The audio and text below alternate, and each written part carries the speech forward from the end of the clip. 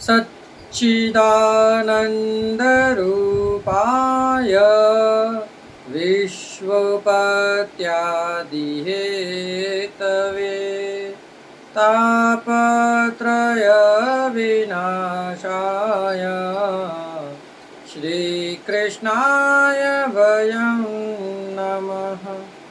पुष्टिमार्गीय सर्वज्ञ करुणारसपूरिता श्रेष्ठफलप्रदाता च तस्मै श्रीगुरुवे नमः। जय श्री कृष्णा। राधे राधे प्रियजनों, दास का प्रणाम स्वीकार करें। आज श्री गुसाई जी के प्रथम लाल श्री गिरधर लाल जी और पंचम लाल श्री रघुनाथ लाल जी के प्रागट्य महामहोत्सव की आप सभी को खूब खूब मंगलमय बधाई एवं शुभकामनाएं। आज हम इन्हीं गुसाई जी के चतुर्थ लाल श्री गोकुलनाथ जी, आप श्री का जन्म पत्री का नाम श्री वल्लभ है, इसके बारे में कुछ थोड़ा सा सत्संग करेंगे। सत्संग करने से पहले हम नित्य की तरह आपसे एक विनती करना चाहेंगे प्रियजनों कि यदि आपने हमारे चैनल को सब्सक्राइब नहीं किया तो चैनल को सब्सक्राइब कर बेल आइकन बटन को दबा दीजिए, जिससे आपको भी ये सत्संग का लाभ प्राप्त हो सके। और साथ साथ यदि आप हमारे चैनल को अपने व्हाट्सएप पे, फेसबुक पे, इंस्टा पे, ट्विटर पे कहीं भी स्टोरी पे लगाते हैं, उससे आपको तो लाभ प्राप्त होगा ही, साथ ही साथ अन्य जो भी सुनेगा उन्हें भी लाभ प्राप्त होगा, और जो सुनेगा उसे जितना पुण्य प्राप्त होगा उतना ही ये आपको होगा। ये इस दास का वचन है। आज हम एक गोसाई जी के ऐसे कृपा पात्र वैष्णव जिनके स्पर्श मात्र से गोसाई जी की धर्म पत्नी श्री रुक्ष्मणी जी के गर्भ का दर्द बंद हुआ और जिनके स्पर्श से बालक का प्रागट्य हुआ। तो चलिए आज थोड़ा सा सत्संग गोसाई जी के चतुर्थ लाल जी श्री गोकुलनाथ जी के ऊपर। इनकी श्री रुक्ष्मणी जी बहू जी की खवासिनी थी, जिनका नाम था कृष्णदासी। कृष्णदासी अड़ेल में श्री गुसाई जी की प्रथम पत्नी श्री रुक्ष्मणी जी बहू जी की खवासी करती। खवासी का अर्थ होता है प्रियजनों कि बालक का ध्यान रखना। वल्लभ कुल के जो भी बालक होते हैं उनको हम बालक कहकर संबोधित करते हैं। तो आप श्री को स्नान कराना, आपके वस्त्र खासा करना, आप श्री के चरण पादुका, आप श्री के वस्त्रों को, बर्तनों को खासा करना, ये सब कार्य करते हैं, स्नान कराना इत्यादि। जब श्री रुक्ष्मणी जी को चौथा गर्भ रुका, तब कृष्णदासी ने मन में ही निश्चय कर लिया कि चौथे बालक का नाम श्री गोकुलनाथ जी रखना है। उस समय श्री गुसाई जी ब्रजमंडल के अंदर गिरिराज जी पर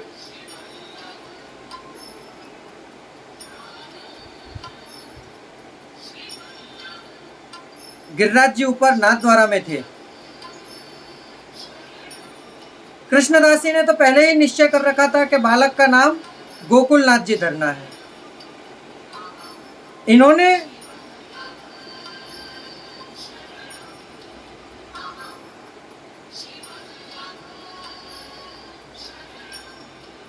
जोशी जी कहते हैं जब वल्लभ कुल के घर में बालक का जन्म होता है तब शुभ नक्षत्र, शुभ योग, शुभ कर्ण ये सब देखकर प्रकट होते हैं। एक समय रुक्ष्मणी जी को पेट में असहनीय पीड़ा हो रही थी। कृष्णदासी तत्काल उठकर जोशी जी के पास गई और जाकर पूछा कि आज का समय अच्छा है बालक के प्रागट्य के लिए। जोशी जी ने कही नहीं, आज का समय अच्छा नहीं है। कृष्णदासी पुनः रुक्मणी जी के पास आई और उनके गर्भ के ऊपर हाथ फेर कर कहा, महाराज आज मत पधारिए, आज का समय अच्छा नहीं है। जैसे ही हाथ फेरा ऐसे ही श्री रुक्मणी जी बहू जी का दर्द यानी पीड़ा सहजा ही गायब हो गई। 2-3 दिन व्यतीत हुए, फिर कृष्णदासी ने सोचा कि आज का समय तो शायद अच्छा होगा, तो आज जाकर जोशी जी से पूछ कर आते हूँ। जोशी जी से पूछने के लिए गई। जोशी जी ने कहा आज का समय अति उत्तम है। उस समय सन 1608 मागसर सुद सातम को गुरुवार था।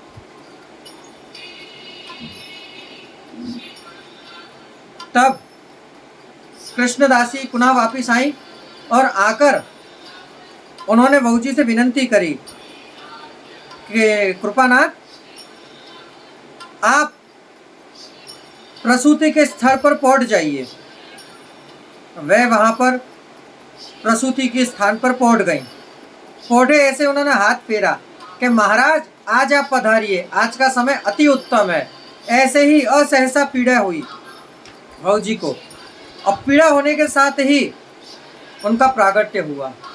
तो बोलिए श्री गोकुलनाथ महाराज की जय। उनका नाम जन्म पत्रिका के हिसाब से श्री वल्लभ रखा गया, परंतु कृष्णदासी ने पहले ही उनका नाम सोच रखा था, इसलिए उनकी कहानी से उनका नाम श्री गोकुलनाथ जी नाम प्रसिद्ध हुआ। श्री गुसाई जी की कृष्णदासी ऊपर बहुत कृपा थी।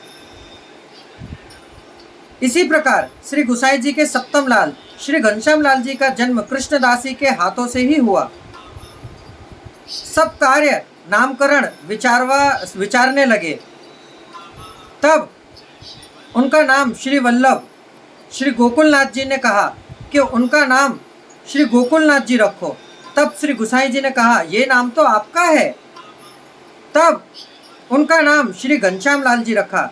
जन्म पत्रिका के हिसाब से आप श्री का नाम श्री कृष्ण रखा था, परंतु इन्होंने पहले ही नाम सोच रखा था, यानी कृष्णदासी ने। तब इनका नाम श्री घनश्याम लाल जी के नाम से जाना गया, जो श्री गुसाई जी के सप्तम लाल श्री घनश्याम लाल जी हैं। देखिए एक वैष्णव के अंदर, एक दास के अंदर किस प्रकार का भाव प्रकट किया गया है यहाँ पर, कि स्वयं वल्लभाचार्य जी के लाल, उनके लाल जो कहा जाता है कि स्वयं परिपूर्ण ब्रह्म है, उनका नामकरण करने की सामर्थ्य और क्षमता एक दासी के अंदर।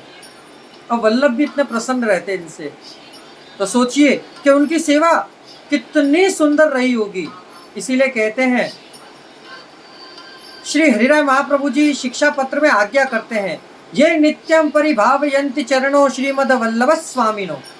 जो जीव नित्य प्रति श्रीमद वल्लभ के चरणारविंदों का आस्वादन भी करता है, वह वल्लभ धाम को प्राप्त होता है। इसलिए प्रियजनों यही कहा जाता है कि गुरु के सामने कभी हमें बराबरी में नहीं बैठना चाहिए, सन्मुख में बोलना नहीं चाहिए, और जब गुरुवाणी चल रही हो तब हमें एकदम मौन, कहते हैं ना मौन सर्वार्थ साधनम, मौन रहकर और शांत चित्त से सब गुरुवाणी सुननी चाहिए। क्योंकि गुरु के शब्द जितने ही अपने अंदर उतरते हैं उतना ही हमारा अंदर से तन पवित्र होता है। तो ये कृष्णदासी के अंदर इतना कृपा बल था, जो इतनी शक्तिमान थी कि इनकी कथा बहुत अवर्चनीय है, इसलिए इनकी कथा जहाँ तक है वहाँ तक कम है। तो प्रियजनों ये थी कृष्णदासी श्री रुक्मणी जी की खवासिनी कृष्णदासी की कथा। तो अब इस दास को आज्ञा दीजिए, कल फिर एक नई कथा के साथ मुलाकात होगी। जय श्री कृष्णा, राधे राधे। दास का प्रणाम स्वीकार करें।